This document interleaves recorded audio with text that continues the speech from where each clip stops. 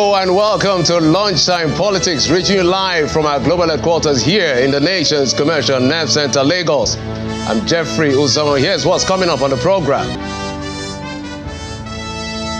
Labour Party presidential candidate Mr. Peter Obi clears doubts on the funding received from donors during the last presidential election, but says the party is on the verge of appointing a reputable audit firm to audit its accounts.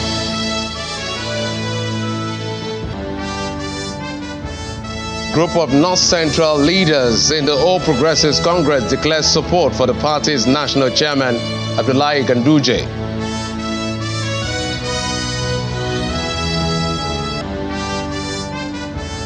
The Senate sets up a committee to review the 1999 Constitution to be chaired by the Deputy Senate President in order to align with modern realities.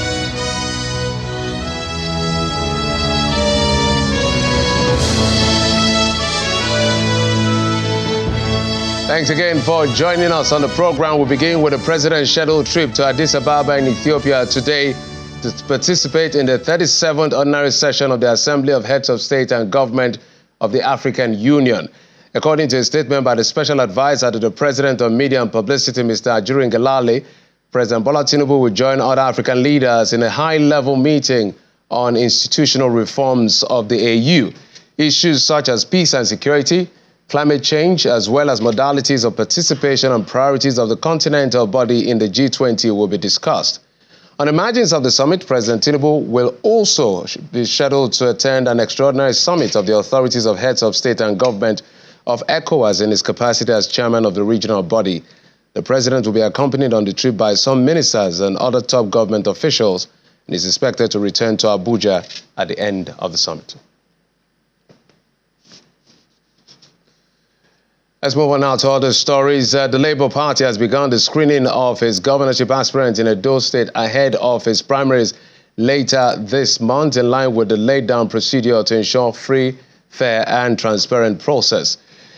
Some of the aspirants who spoke to journalists at the National Secretariat of the party are optimistic that the party will ensure a level playing field for all of them and vow to give support to whoever emerges as candidate as long as the process is credible.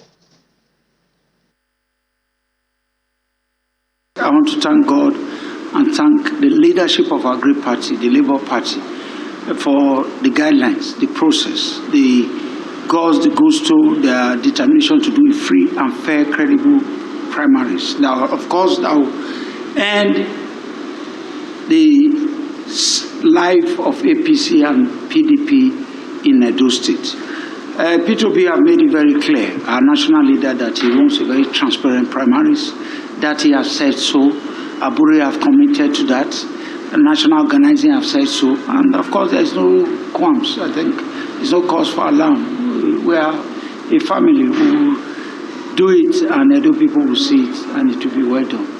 This year, this election will be about the federal might in quotes as it affects, or as it is said within APC in Nigeria.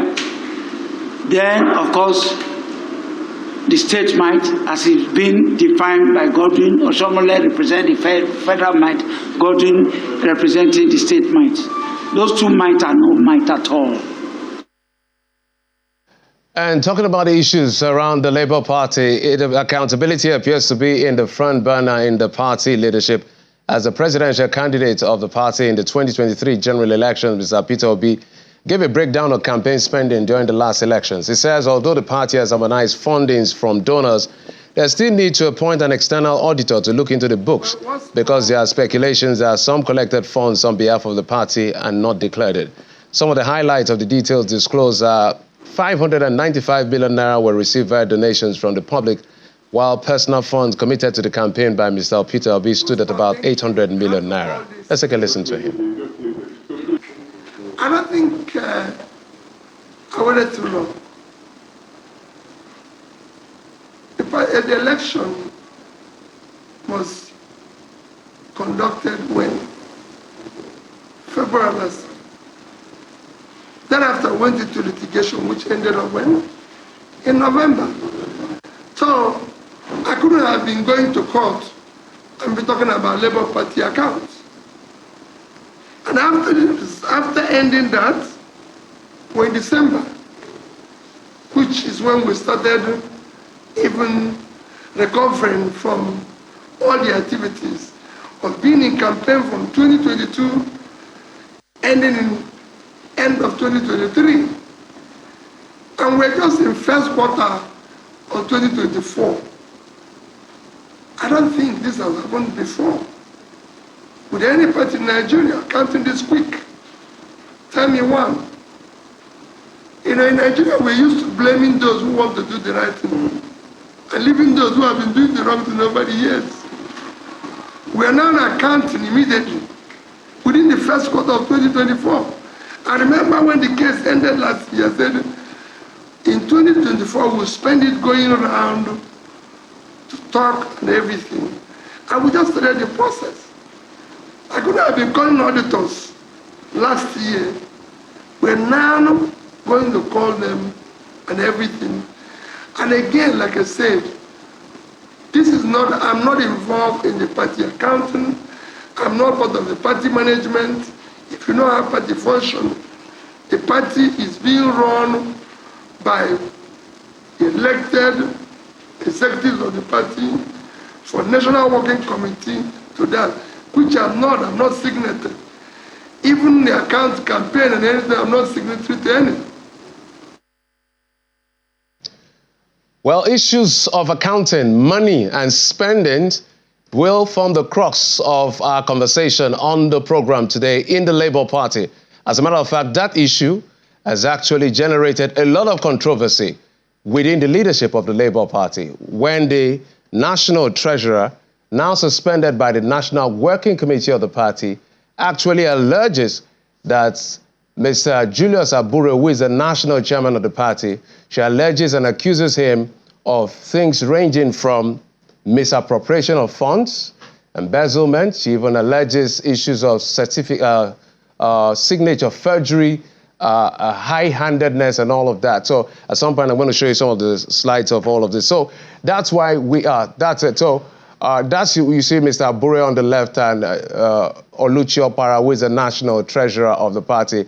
Those are some of the things she alleged: misappropriation of funds, as I said, embezzlement, signature forgery, and high-handedness. Let's say, again, these are all allegations from Ms. Opara against Mr. Abure. So they join me in the studio today. I'm talking about Ms. Oluchi Opara, the national treasurer, as well as the national publicity secretary of the Labour Party, Mr. Obiora Efo. Both of them join me from our Abuja studio. Ms. Opara and Mr. Efo, thank you so much for joining us on the program. Thank you for coming on the program. Thank you. Good afternoon. Thank you so much for having me. All right. It is Shakespeare that says that brevity is the soul of wits. As a matter of fact, we have a lot to unpack in a very short time, so we're trying to keep it as concise as possible in our responses. So let me start with you, Ms. Opara. You raised this dust of these allegations recently, which led to your suspension.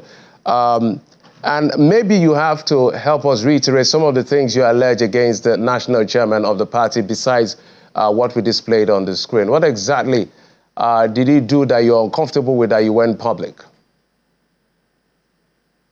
Thank you very much. I allege the issue of embezzlement, money laundering, and misappropriation of Labour Party finances.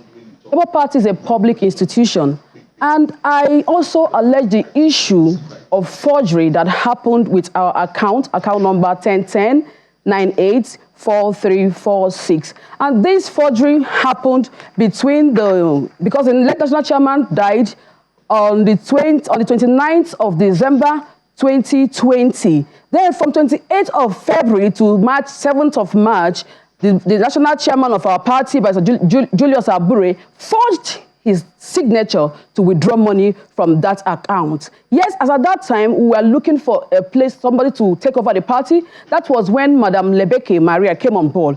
But unfortunately, I want to disappoint everybody that Maria Lebeke did not have access to that account until March of 2021. And these are my letters, because national chairman was on air this morning flagging waiving document. Please, I would love for you people to zoom into this document that I have.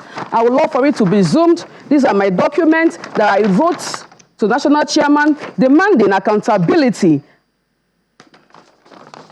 If you can zoom into this document, I would really love that, because I wouldn't want to show whereby people will think that all these are being made up. National Chairman also made mention of audit reports. He waived it. He didn't show to the public. Yes, what we got from all the elections, we had 2-point-something billion naira. That's excluding Bayelsa, Kogi, and Imo, where we got 958 million naira. Sum that up. Then the off-reload elections, we had 30 million naira. Then this Edo election, we've gotten over 200 million naira. So sum that up. Does that make sense to us Nigerians? I want Nigerians to know that if you fight corruption, corruption will come back clapping at you. But I want Nigerians to trust me on this, to believe me, because I am in the right position to say what I am saying, that corruption has eaten deep into Labour Party. All right, Mr. Opara, let's switch gears now to Ms. Ifa, who is sitting by your side, Publicity Secretary of the Labour Party. I'm sure you heard all she said. Are you privy to this information? Was there any time she raised this alarm? And what was done?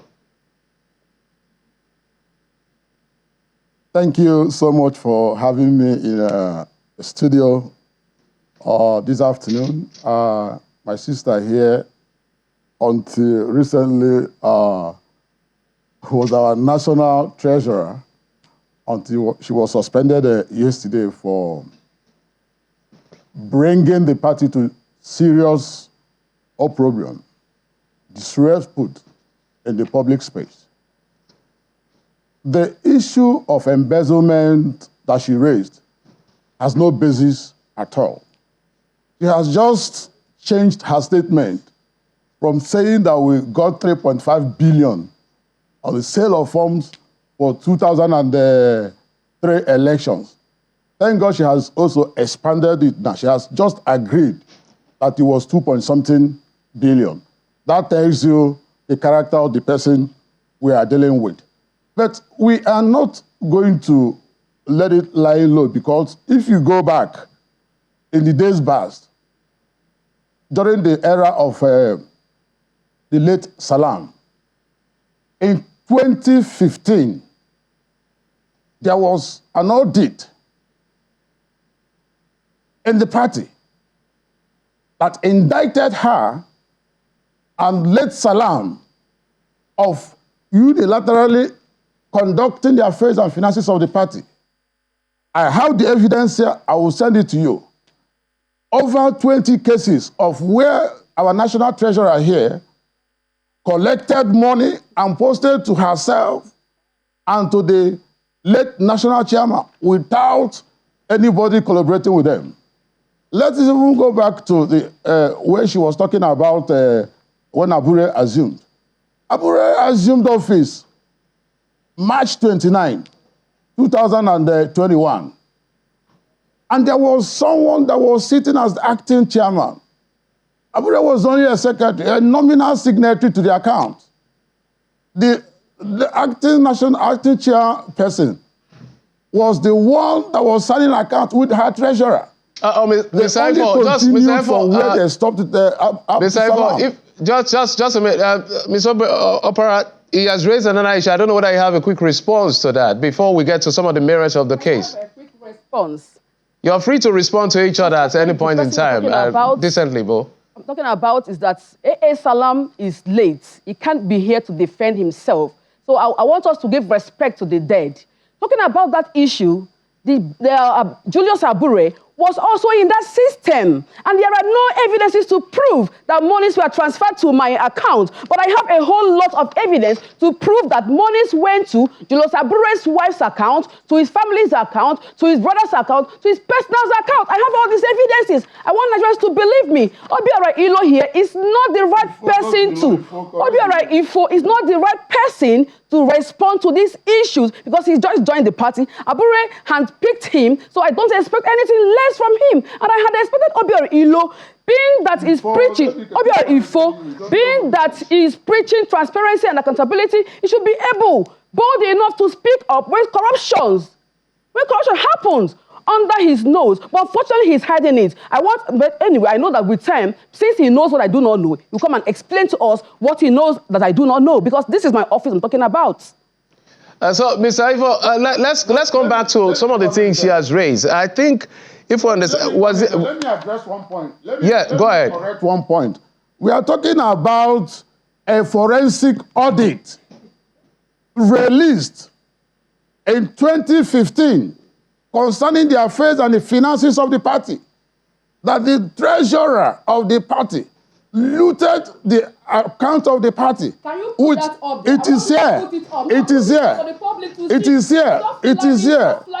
No, it is here. It is here. We don't need to be. We don't need to be. We don't need to. When you shout, you try to block the. Cool down. Somebody is moderating this. You're lying, and you know it. Somebody is moderating. And when you don't allow me to talk, I'm talking facts. Now. Can you moderator, please save me. You will not allow me to talk. These are facts. Ms. Opara, allow him just to land. Out there.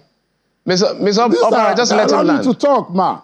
These are facts. All right. Forensic audit. Let him keep lying. Signed. Written. Look at the documents here. Push it out there. Push it. Now, let me also talk about, I can hold this in very well. Let me also talk about what she was talking about, money stolen. See, the party has an auditor. An auditor, qualified auditor by all standards. And he has given out the audit of this party since 2021 that Abure came into being as the leader of the party. We are going to publish tomorrow the audit, full audit report until June 2023. Our audit has been submitted to INEC. We are clear. If she is not happy, we are even taking this opportunity to challenge every stakeholder, every leader of the party, Mr. Ifo, let's for this audit. And Mr. Ifo, I did private investigation on this audit. Hold on, Mr. If I can butt in, on Mr. Ifo. Just a minute. Let me come back to you, Ms. Opara. Was there any time this was raised to you about this allegation? Because you have a right to respond, right? You're on live TV. Your reputation is at stake here. So he's been making allegations just like you made against Abure. Allegations were raised. Allegations were raised. And they were on the other side. It was only me and national chairman. Later, they came back because when they saw that the allegations were unfounded, they came back to join the moving train. Talking about this thing have gone to INEC, I am not aware of that. So whose signature was used? Because they brought this thing for me to sign, and I said I cannot sign what I do not know about. So how come? Let them tell Nigerians how they were able to now send the document to INEC without my signature. These are questions to be put out there for people to understand that. Nigerians, please come out and support me on this. Don't trust me on this. All right, Ms. Saifo, just so that I will respond to that. All right, Ms. Saifo, I did say that we have a lot to unpack in a short time, but just a straight question to you. When she raised these allegations, what did the party do to attend to it? Did they just gloss over it, or they attended to it? Because she has said that she raised it. They suspended me to cover up. Yes, she raised the matter at 2 or 3 occasions. More than that. And at the meeting, we agreed to look into it. And we involved some other stakeholders who also agreed to look into it. Now, just last Friday, listen, that was in November, December last year. Just last Friday again, she came up with this issue. We said, okay, that we are tired of hearing this issue, that we are there and there, NWC, we raised up an investigative panel that will give us exactly what happened. Probably, I can't, no, wait 1 minute. I have 30 more minutes, 30 more seconds, I beg you. Yes, we gave 1 month. And within 3 days, she couldn't even respect the National Working Committee. Within 3 days, she went on air to castigate the party. All right. And it will be to know that she's the only one. Thank you so much for your thought. Thank you. Ms. Efo, let's allow Ms. Opara have a last thought. Ms. Opara, just your last thought on this. 30 seconds, please. 30 seconds, Ms. Opara, so that you have your last say on this. Thank you. I am the right person to say that money is being stolen. Obiora Prove it. Cannot say You this. cannot It is prove my it. office. It is my jurisdiction. cannot prove it. Money is stolen. She is building John Captain Ms. Ifo, allow her to talk. Ms. Ifo, allow her to talk. Ms. Ifo, allow her to talk. Mr. Ifo, Mr. Ifo, allow her to sent talk. money Please. to his wife's account. I'm going to put out the accounts for others to see what I'm talking about. To his brother's account, to his company's account, personal accounts. I'm even disappointed that Obiora Ifo, who is supposed to be transparent, supposed to be accountable to the people, is here defending what my apologies to both of you. We do not have the time anymore. Definitely this conversation. Because she's under Ms. Obiora, Ms. Oluchi Opara, the national to the media. Ms. Oluchi Opara, the national treasurer, now suspended by the party, the Labour Party, and Obiora Ifo, the national publicity secretary of the Labour Party. Apparently, this conversation is far from over. So we're going to look for another time to expand even further. We didn't even get to the merit of the case and all of that, but we looked at it from the surface as much as possible. I must thank you both for coming to the program. Thank you for your time. Thank you. Thank you for having me. Thank you. Absolutely. So let's switch gears now. The elders and leaders of the ruling All Progressives Congress from the North Central region under the aegis of concerned North Central APC stakeholders have declared their support for the leadership of Abdullahi Ganduje as the national chairman, asking him to lead the party beyond 2027 general elections. The elders and leaders who came on solidarity visit at the national secretariat of the party in Abuja said the current national working committee of the party has shown capacity to lead and are fair irrespective of region. Your Excellency. We'll now switch gears. So the elections coming up in those states, and of course, about 18 political parties, by the way. The elections will be coming up sometime in September, but primaries are up for some political parties, some on this Saturday. Next week, some others are doing their own primaries. But we've been joined on the program by a leader in the People's Democratic Party in Edo State, Mr. Sahon Ahunwa. Thank you so much for coming on the program, and thanks for your patience. Mr. Jeffrey, thank you, my brother. How are you? Yeah, I'm very well. Just like I said to my previous guest, brevity is the soul of wit. So let's get to it. Preparedness. How ready is the PDP for that primaries? Because we know there are issues here and there. I don't know of any issue, but I know that the party at the state level, led by Dr. Tony Azigbeni, is prepared in conjunction with the National Working Committee of the party to conduct a credible, free, peaceful primaries come Thursday, 22nd February 2024. Well, I don't know. I am sure that you're aware of the aggrieved aspirants like Angela Majezu and all of the other 9 who are uncomfortable with how the delegate election went, and they are alleging that the governor had in hand, and they are suspecting that he has a preferred aspirant. Is that not a concern for you? My brother Jeffrey, I think that is more of a personal thing. You are aware that 10 reputable members of the party obtained the gubernatorial form for Edo State PDP, and the 10 of them were cleared by the National Working Committee of the party. So the process started a few weeks back with the conduct of the 3 ad hoc delegates at the ward levels. We have 192 wards. That process was peaceful, and it was adjudged the freest in the history of PDP in Edo State. Therefore, in a family of 6, there's bound to be 1 or 2 disagreements. Probably they were not satisfied, and I'm aware that immediately after that conduct of the ward congresses, they approached the appeal panel, headed by the former Bayelsa State Governor, Senator Seriki Dixon. I'm sure they have submitted their report, and I'm very sure too that they were satisfied with it. Thereafter, the party proceeded the following week for the conduct of the national delegate congresses in the 18 local government, except one local government, Isako Central.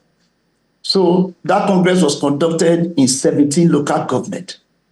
And there is pictorial evidence of how credible that process was. So if anybody is complaining, it is their constitutional right to complain. And PDP has a mechanism of resolving issues like this. If Mr. Sao, if 9 out of 10 aspirants have refused to give up on what you term as this complaint, isn't that something the party should actually look at to at least win some more back? If 9 are still complaining as of today. I'm sure my sister, Honorable Mosede Ignadion, spoke through this medium channels where she said she was not going to protest and she was not going to appeal. So I haven't heard from others since the result of the report of the committee was submitted. So I'm not aware that they are still protesting.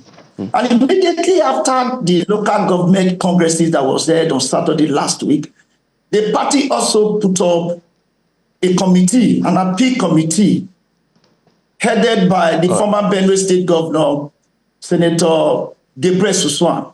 So if you have anything against the conduct of the congresses, you approach the appeal panel. All right, Mr. Awan. I don't know if the appeal panel has...